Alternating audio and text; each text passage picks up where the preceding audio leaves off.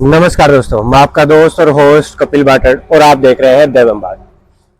देवम्बाट के आज के साक्षात्कार की श्रृंखला की कड़ी में मैं आपको ऐसी चर्चित हस्ती से मिलवाऊंगा जो पिछले 2-4 दिनों में, पहले से चर्चाओं में थे लेकिन पिछले 2-4 दिनों में काफी चर्चाओं में आए हैं। उसका कारण है उनका एक पार्टी से निष्कासन और उस पार्टी के द्वारा कोई क्लेरिफिकेशन सही तरीके से नहीं मिलना। ऐसा ही राजनीति में होता है। राजनीति एक सह और मात का खेल है।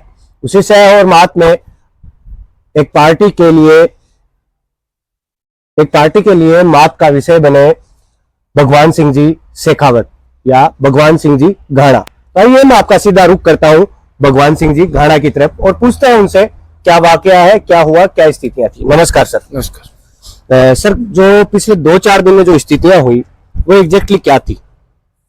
देखिए, आज से 3 दिन पूर्व जी भारतीय जनता पार्टी के हमारे जो जिलाध्यक्ष हैं जी आदरणीय पवन जी मोदी जी उन्होंने एक विज्ञप्ति जारी की अखबार में। जी सारे समाचार पत्रों में एक समाचार छपा कि भगवान सिंह घाना और शिव भगवान बगड़िया जो कि किसान मोर्चे के हमारे जिलाध्यक्ष हैं और मैं भारतीय जनता पार्टी का जिला मंत्री हूँ, हम दोनों का निष्कासन किया जाता है। निष्कासन का विषय ये था कि आपने लक्ष्मणगढ़ में भारतीय जनता पार्टी के को हराने का काम किया जी।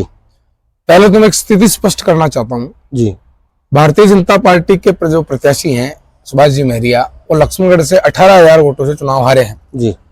35,000 वोटों से जीतने का दावा था जी और अनुमान था हम सब लोगों का। जी 35,000 से जीतने थे और 20,000 से हारे हैं, तो ये अंतर होता है लगभग 55 से 53,000 वोटों का। एक अगर कार्यकर्ता कोई भी हो सामान्य सा, अगर वो मेरे जैसा कार्यकर्ता वो अगर किसी को हराने पे आए भी जी या हराना चाहे भी तो क्या 55,000 वोटों से हरा सकता है?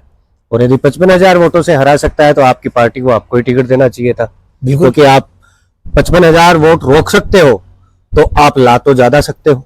बिल्कुल ला सकता हूँ, यही मैं कहना चाहता हूँ जी।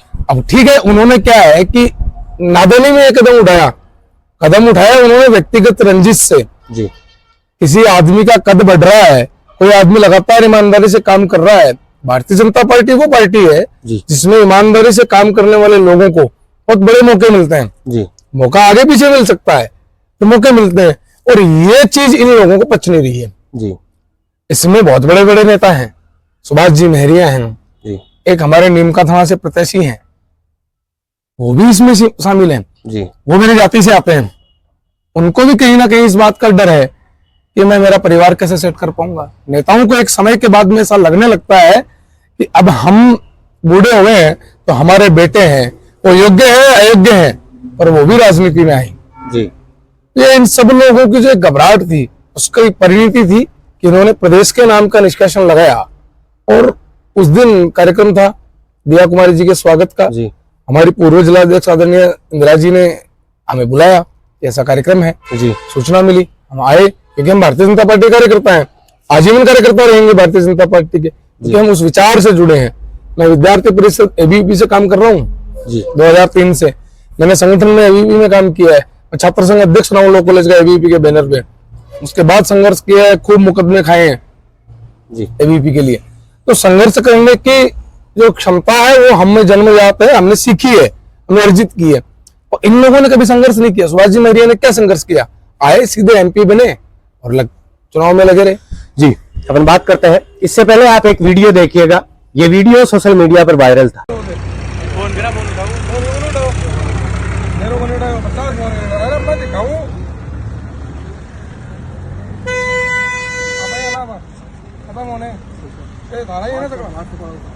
व्हाट्सएप को नहीं है, ऑडियो कॉल करेगा रही है। व्हाट्सएप को नहीं क्या कौन सा फोन कर रहा हूँ मैं? व्हाट्सएप कर रहे हो नहीं? व्हाट्सएप कर रहे हो नहीं? सुन जी सी क्या नाम किट्टी कट जी? हाँ निकल जैसी कोई दिक्कत का क्या बात है, निकल जैसी कौन है? मैं क्या काम किया मैंने ये बता। मेरा कोई लेट दे लेटर बेड मेरे पास बकवास नहीं करनी। मैं आपका लेटर पैड है ना, एक मिनट रुको यार, से बात करिए। नहीं आपके आपका लेटर पैड है ना, लेटर पैड आपका है, आपसे करेंगे लेटर पैड सर आपकी। सड़क पर थोड़ी लड़ाई करनी है।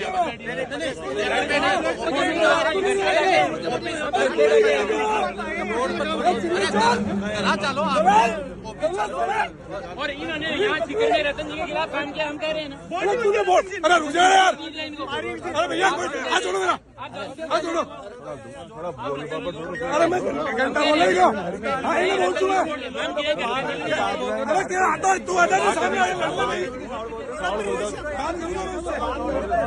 पता तो क्या भाई, सुबह से शाम तक है ना, मेरा बड़ा भाई है ना, इनके साथ में जिला परिषद सदस्य रहता था और मैं सतीश जी भाई साहब के लगा हुआ था।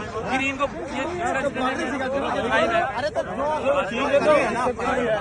दिक्कत कर रहे हैं, बात क्यों नहीं कर रहे हैं, बात कहीं दिक्कत है।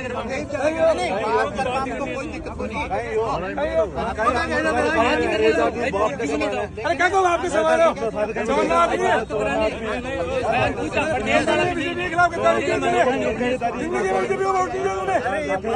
मेरी औलाद की शोभनकार करेंगे बीजेपी वोट दिए। माँ को तो ध्यान नहीं है, माँ को काम कराने राजकुमार जी काम किया, काम किया इस विधानसभा में।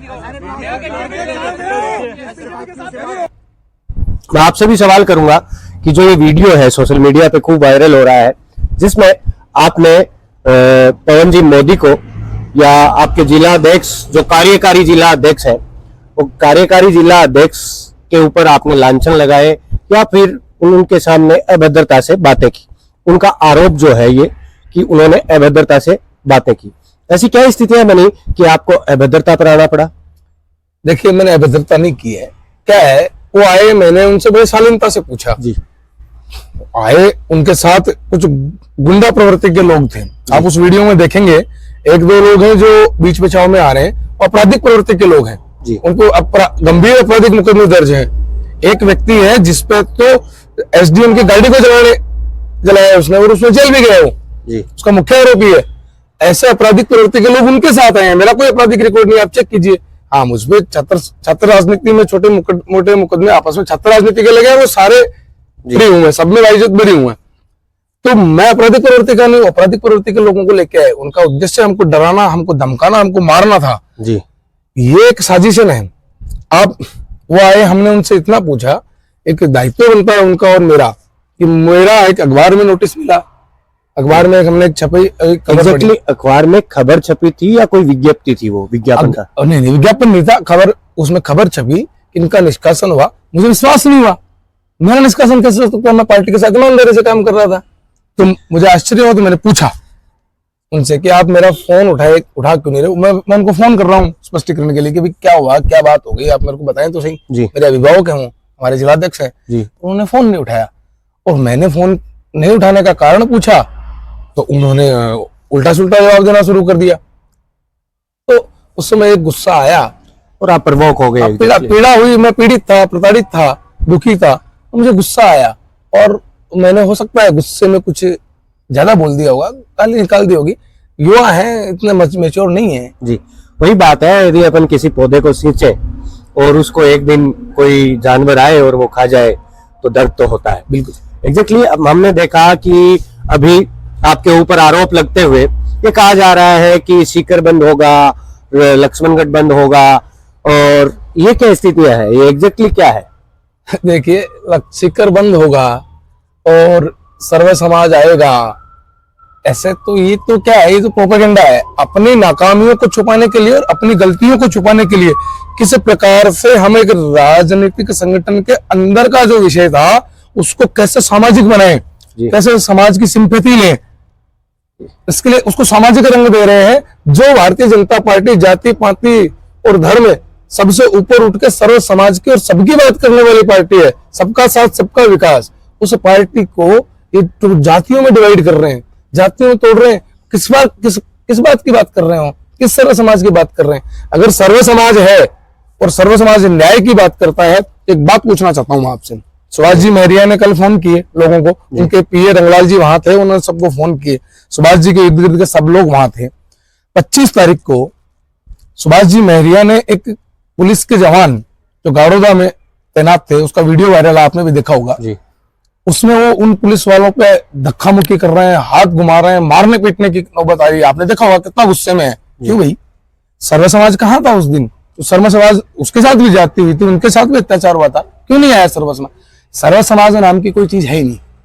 ये सर्व समाज के नाम पे इन्होंने 10-20 लोगों का एक संगठन गिरोह बना रखा है, संगठन नहीं कहूँ, गिरोह है ये, जो इनको सुभाष जी महरिया जैसे जो लोग हैं, जो कभी आज इस पार्टी में कल उस पार्टी में, उनको एक राजनीतिक संरक्षण देने का काम करता है। उससे पहले 2014 से पहले सर्व समाज के नाम सुना था आपने कहीं? तो ये राजनीतिक संरक्षण की बात है। लक्ष्मणगढ़ के एक बड़े नेता दिनेश जी जोशी ने एक मंच से हमने एक वीडियो देखा, उसमें आप पर आरोप प्रत्यारोप किए जी। उन आरोप प्रत्यारोपों को आपने भी देखा होगा, सुना होगा। वो एग्जैक्टली आरोप प्रत्यारोप की स्थितियां जो थी, वो क्या आरोप थे, क्या प्रत्यारोप थे, मुझे थोड़ा समझ से बाहर थे वो। दिनेश जी क्या है, थोड़े मानसिक रूप से विक्षिप्त कह सकता हूं मैं। जिस पर आप उनके लगातार वीडियो देखें, उनके भाषण देखें, वो क्या कहना चाहते हैं और क्या कह रहे हैं उनको खुद को ही नहीं पता होता है। उन्होंने मुझे क्लीन चिट दिया कल के बाइक में, आप देखिए।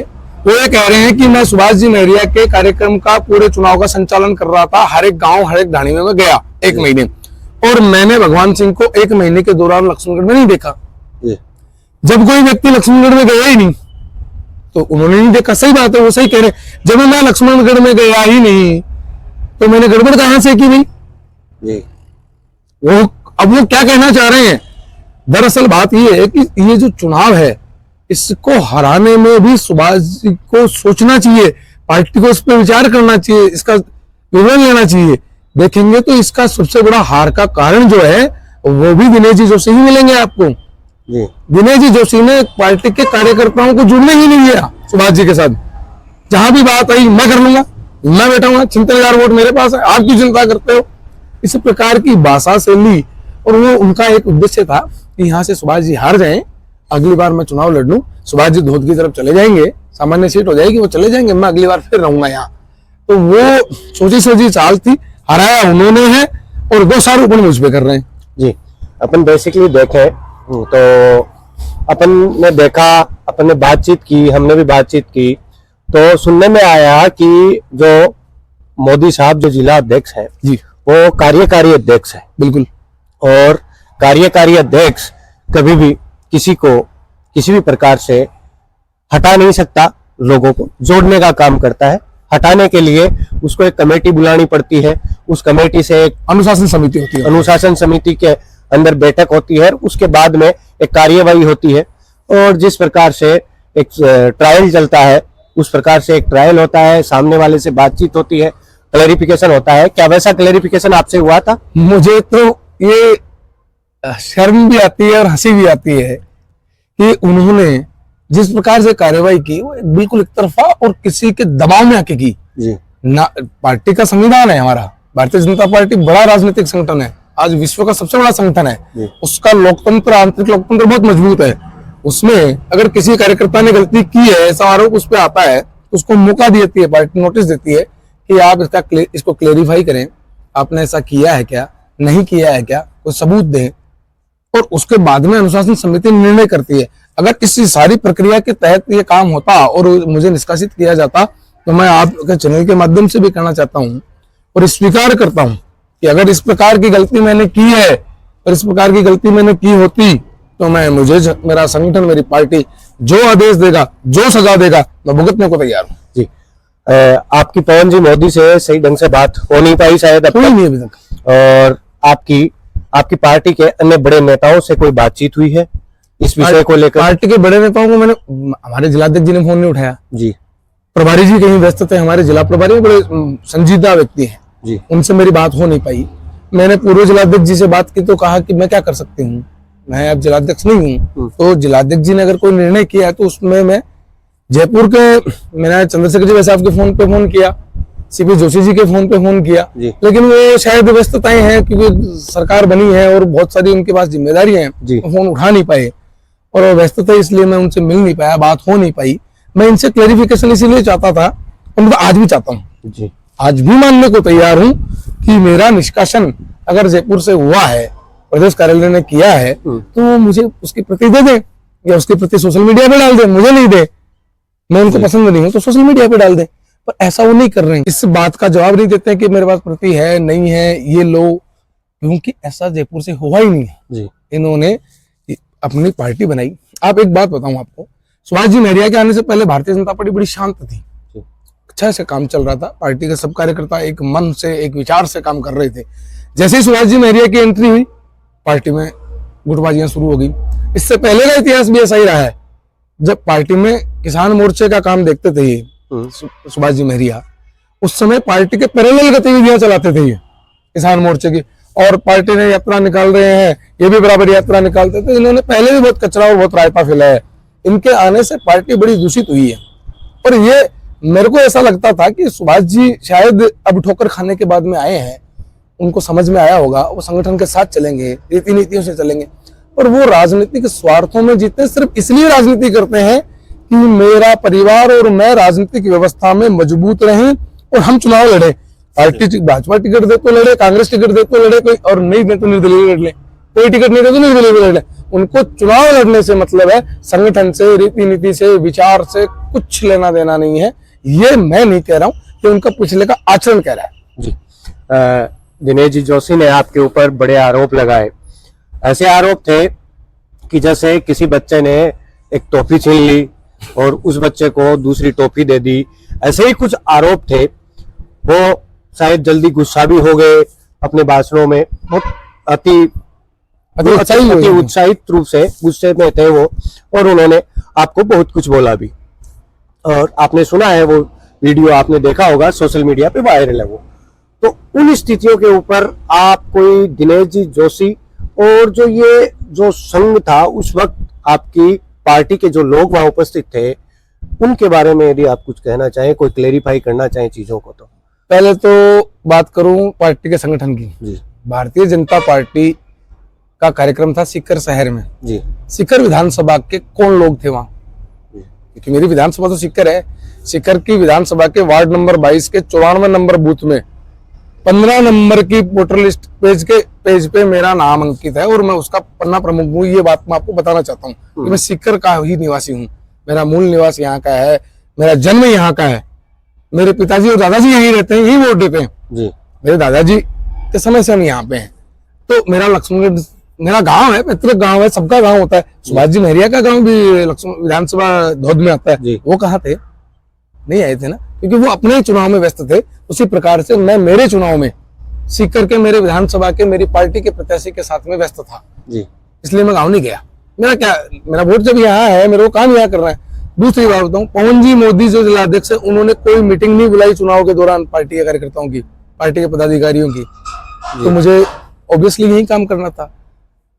बात करते हैं दिनेश जी जोशी की, तो मैंने अभी भी यही कहा था, पहले भी, अभी भी कह रहा हूँ, दिनेश जी जोशी को दरअसल ना तो वो भारतीय जनता पार्टी की रीति नीतियों को जानते हैं जी, और ना वो संगठन को जानते हैं, ना वो इस संगठन के कार्यकर्ता रहे हैं। वो तो खुद कभी कांग्रेस में थे, कभी निर्दलीय थे, और इस भारतीय जनता पार्टी के सामने उन्होंने 3 चुनाव लड़े हैं साहब जी। भारतीय जनता पार्टी के सामने चुनाव लड़े, उन्होंने बगावत की है भारतीय जनता पार्टी के खिलाफ। दिनेश जी जोशी पहले कांग्रेस में थे, उसके बाद में उन्होंने विधायक का पहला चुनाव विकास मंच लक्ष्मणगढ़ से पहला चुनाव लड़ा, दूसरा चुनाव उन्होंने निर्दलीय लड़ा, और तीसरा चुनाव वो भारतीय जनता पार्टी से लड़े। यही था। इससे पहले एक लोकसभा चुनाव में भी निर्दलीय के साथ गए थे, सुभाष जी महरिया के साथ। उससे पहले एमपी चुनाव में वो सुभाष जी महरिया के साथ थे, और उनका निशान था सिलेंडर का निशान।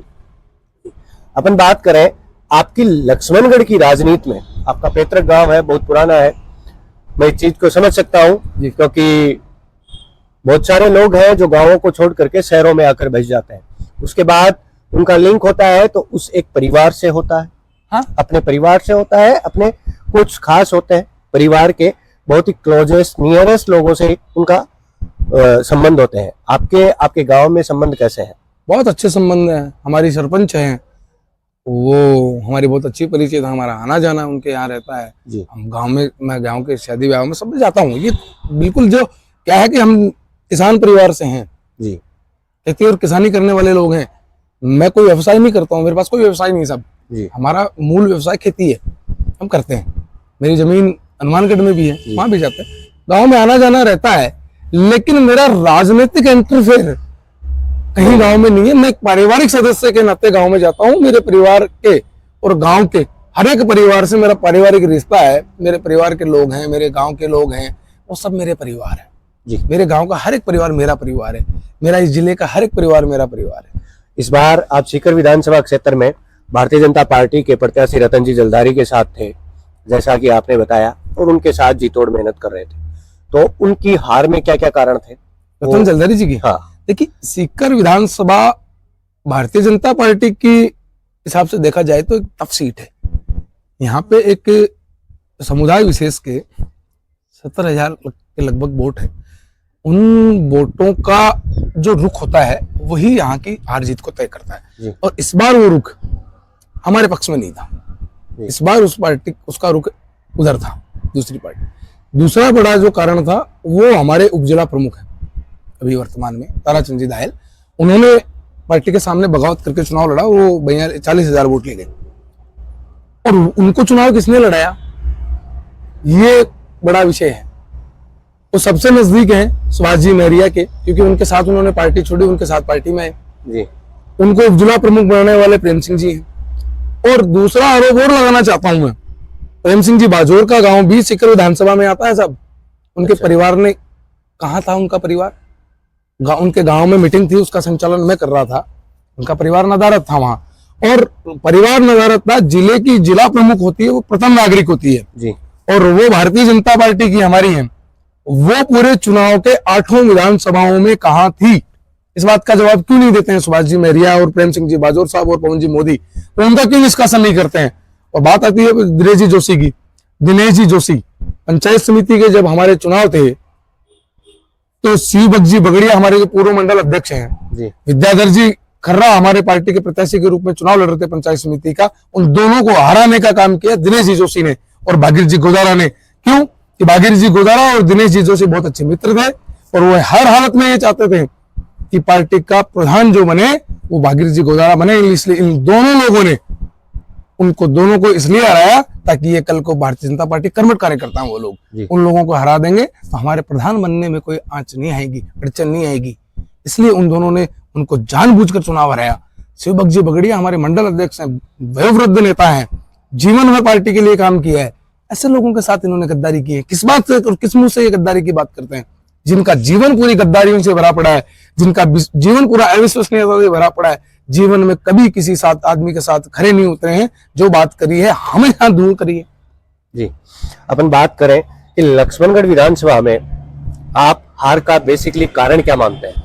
लक्ष्मणगढ़ विधानसभा में बेसिक हार का कारण अगर मैं आपको बताऊं तो सबसे बड़ा कारण तो है सुभाष जी महरिया की अविश्वसनीयता।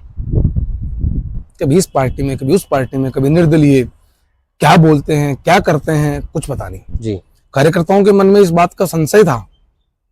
हमारी भी चुनाव के बाद में काफी सारे लोगों से बात होती है, कार्यकर्ता जो हमारे मंडल के कार्यकर्ता हैं, हमारी पार्टी के बूथ अध्यक्ष, उनसे मेरा परिचय होता है, बात होती है, कारण भी पूछते हैं। क्योंकि मैं चुनाव में मैं सीकर व्यस्त था तो बात नहीं कर पाता था ज्यादा लोगों से।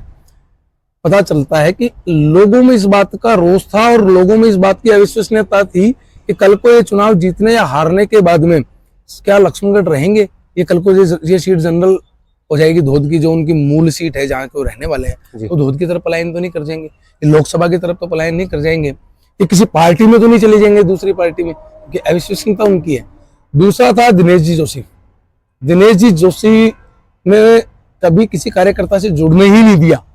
वो कह रहे हैं कि साहब भगवान सिंह जी हमें हमारे गांव में नहीं मिले, तो उनसे ये पूछ के बताएं कि मेरे गांव में जब मीटिंग थी उनको ऐसा लगता है कि मेरा प्रभाव अगर वहां है और मैं सीकर में काम कर रहा हूँ। दिनेश जी जोशी ने खुद ने कहा है कि उनका प्रभाव है और वो सीकर में काम कर रहे थे, लेकिन गांव आना चाहिए था। तो क्या उन्होंने मुझसे फोन पे संपर्क किया, मुझे बताया कि आपके गांव में इस तारीख को मीटिंग है और आप आइए गांव में? नहीं बताया, क्योंकि दिनेश जी जोशी ये चाहते ही नहीं थे कि पार्टी जीते।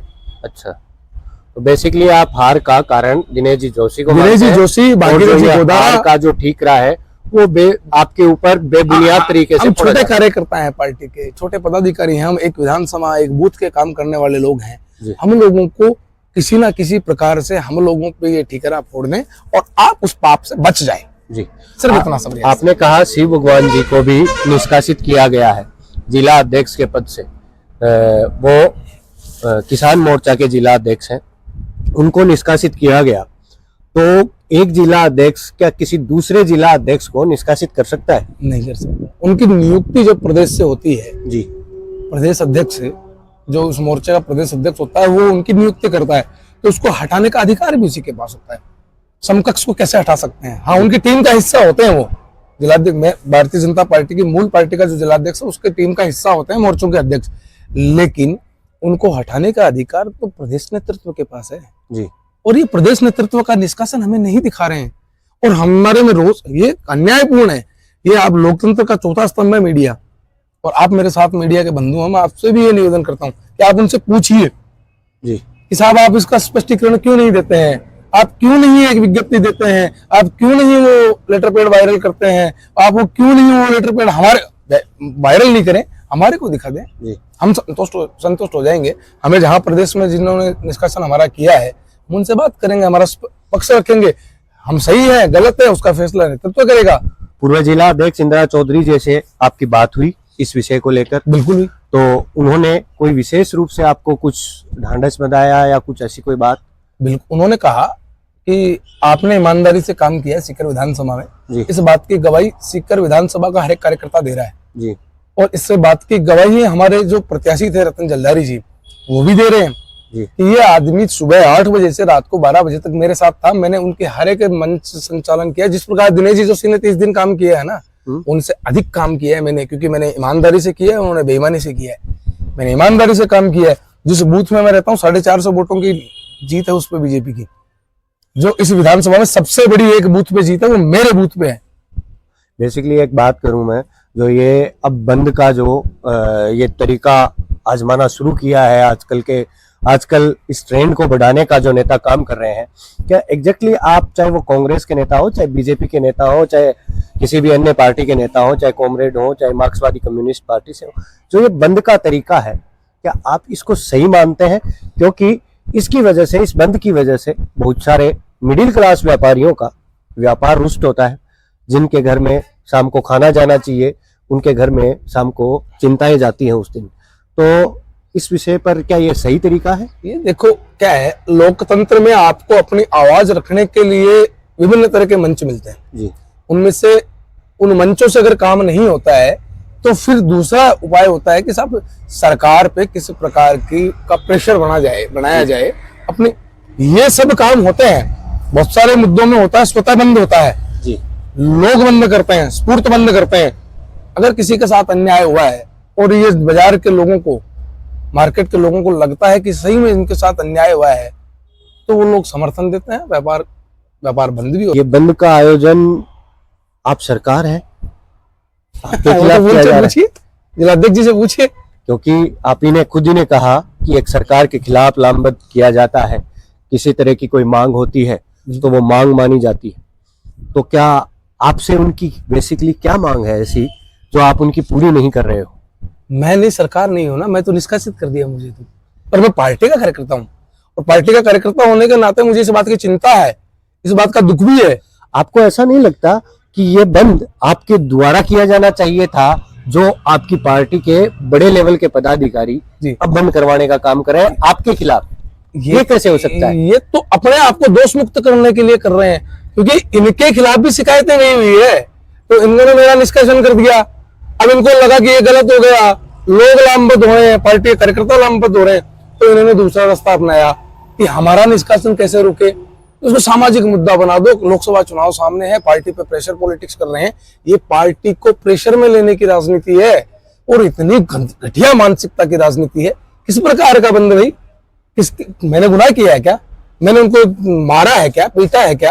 ठीक है, दो लोगों की बात होती है, गुस्सा होता है, कुछ कह देते हैं, कहा सुनी होती है, किसी पार्टी के मंच पे बात करनी चाहिए, वो जा रहे हैं, समाज का समर्थन मांग रहे हैं। और आप ये देखिए कल कितने व्यापारी थे उनके साथ, लक्ष्मणगढ़ के वो लोग जो मूलतः सुभाष जी महरिया से जुड़े हुए हैं, राजनीतिक उद्देश्य के साथ जुड़े हुए हैं, वो लोग आ गए, सीकर में आ गए, बंद करवा का आह्वान वो कर रहे हैं, बंद कर। अगर व्यापारी व्यापारियों को लगेगा कि पवन जी मोदी के साथ अन्याय हुआ है या भगवान सिंह के साथ अन्याय हुआ है, तो मैं ये मानता हूं और मांग कर रहा हूं कि अगर मेरे साथ अन्याय हुआ है तो बाजार खुलेंगे, बाजार खुले रखेंगे व्यापारी, और अगर उनके साथ अन्याय हुआ है तो बंद कर लेंगे, पता चल जाएगा। अब बलपूर्वक बंद कराएंगे। वो जो गुंडे जिस प्रकार की भाषा का उपयोग कल मंच से हो रहा था, क्या वो सही था, उचित था? मेरे माता पिता के खिलाफ बोला जा रहा था, उसके परिवार ने संस्कार नहीं दिए, इनके परिवारों ने कैसे संस्कार दिए भाई? जी, आपने कहा कि माता पिता के खिलाफ बोला गया। माता पिता के खिलाफ बोलना आप किसी भी प्रारूप में आप कहां तक उचित देखते हो? बिल्कुल उचित नहीं है। मेरी बहस हुई है, मुझे भी गुस्सा आया था। गुस्सा मुझे इसलिए आया कि एक आदमी जो ईमानदारी से काम कर रहा है उसको चोर कह रहे हो, आप गद्दार घोषित कर रहे हो। मुझे गुस्सा आना जायज था, मैंने गुस्सा किया, लेकिन मैंने कहीं भी किसी के माँ बाप का, ठीक है गुस्से में मैंने कुछ अपशब्द कहे, उसमें गाली जैसा कोई अपशब्द नहीं था। जो नॉर्मल अगर कोई आदमी गुस्से में होता है तो इतना बोलता है, पर ये तो वो लोग बोल रहे हैं जो खुद आचरण ऐसा करते हैं। सुभाष जी ने किया है ना आचरण 25 तारीख को, बोला है ना, पुलिस वाला एक आदमी जो वर्दी पहन के काम कर रहा है, अपनी ड्यूटी कर रहा है, उसको बोल रहे हैं। तो जब दर्द अगर हमारे कोहनी पे लगेगा तो हमें दर्द होगा, और दर्द होगा तो गुस्सा आना स्वाभाविक है, और गुस्सा आता है तो आदमी कहीं आपा खो देता है। राजनीति में ऐसा नहीं होना चाहिए, मैं मानता हूँ, मुझे भी ऐसा नहीं करना चाहिए, ये भी मैं मानता हूँ। मैं मेरी चीज को क्लेरिफिकेशन नहीं दे रहा हूँ कि मैं सही था, पर आपने माना कि आप गलत थे, लेकिन गलत नहीं था। गलत शब्द हो सकता है, शब्दों का चयन किया, मैंने सुना नहीं है, मैंने वापस वो ठीक है मैंने बोल दिया। आपने गलत शब्दों का चयन किया, आप इस बात को मानते भी हैं, और शायद वो आपसे बड़े हैं तो आप अपोलोजाइज भी कर लें उन चीजों को। बिल्कुल बड़े हैं मुझसे, बड़ों के सामने झुकने में कोई शर्म नहीं होती। लेकिन एक बात ये भी तो होती है कि जो किसान कमेरे वर्ग से जो लोग आते हैं राजनीति में, तो वो लोग थोड़े अक्खड़ होते हैं। बिल्कुल, थोड़ी सी उनकी प्रतिक्रियाएं जो है वो अक्खड़ तरीके की होती हैं, उनके सवाल जवाब तीखे होते हैं, उनके सवाल जो होते हैं उनके जवाब यदि उनके अनुरूप ना मिले, उनसे कठिन मिले, या फिर यूं कहूं कि उनके साथ गलत किया जाए, तो वो जो लोग जल्दी प्रवोक हो जाते हैं और बुरा भला बोल देते हैं। क्या ये बात सही है? किसान का मेरा और जो धरातल से जुड़ा हुआ आदमी है, किसान भोली किस्म है जी, भावुक होती है, और मैं भी उसी किसान कम्युनिटी से आता हूँ। उसी किसान क्या है, मूलतः जो काम करता है किसानी का वही तो किसान है जी। हम भी वही काम करते हैं। ये जो लोग जिन्होंने ऐसे सुभाष जी जैसे लोग, प्रेम सिंह जी जैसे लोग, पवन जी मोदी जैसे लोग, इन्होंने एकाधिकार समझ रखा है राजनीति में कि ये पार्टियां हम हैं, हम पार्टियां। इनको इस बात की गलतफहमी को छोड़ देना चाहिए कि हम पार्टियां आप नहीं, पार्टियां कार्यकर्ताओं से बनती है। और ये भारतीय जनता पार्टी सबसे बड़ा उदाहरण है जहां एक कार्यकर्ता को उठा के फर्श से उठा के अर्श पे बिठा दिया जाता है। ये भारतीय जनता पार्टी में है। ये देखने को मिला मुख्यमंत्री बेसिकली भजन लाल शर्मा के, बहुत अच्छे कार्यकर्ता हमारे जी। शिव भगवान जी बगड़िया से भी हमने बात करने की कोशिश की, और पवन जी मोदी से भी हमने बात करने का प्रयास किया, लेकिन किसी कारणों की व्यस्तता की वजह से उनसे बात नहीं हो पाई। ये एक पक्ष है, ये पक्ष है भगवान सिंह जी का, भगवान सिंह जी घाना का, ये इनका पक्ष है। इनके पक्ष पर आपके क्या विचार है, ये आप हमें कमेंट बॉक्स में बताइएगा। पवन जी से भी पूछिएगा। यदि हमारा मिलना हुआ पवन जी मोदी से तो हम उनसे जरूर मिलेंगे, उन्होंने वक्त दिया तो हम जरूर मिलेंगे, और इसके यदि समय दिया तो इसके अगले वीडियो में आप पवन जी मोदी को हमारे साथ देखेंगे। हम बात करेंगे दिनेश जी जोशी से भी इस विषय को लेकर के कि क्या स्थितियां हैं क्या नहीं इसके बारे में। आज के लिए इतना ही। मैं आपका दोस्त कपिल बाटट, और मेरे साथ थे भगवान सिंह जी शेखावत, जो बेसिकली घाना से है और सीकर में निवास करते हैं।